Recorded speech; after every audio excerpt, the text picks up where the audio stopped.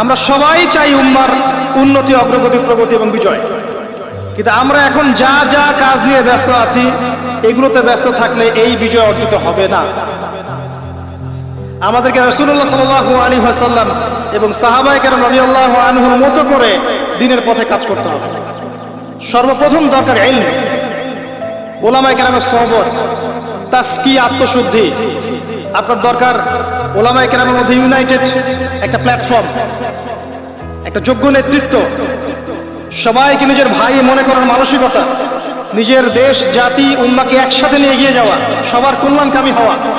দরকার যুব সমাজের রেভলিউশন, যুব সমাজের আল্লাহর পথে প্রত্যাবর্তনের রেভলিউশন দরকার।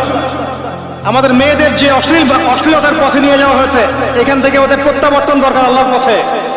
আমাদের পরবর্তী জেনারেশনকে আবু বকর, ওমর, ওসমান, আলী রাদিয়াল্লাহু আনহুর মতো আদর্শ করে তোলা দরকার।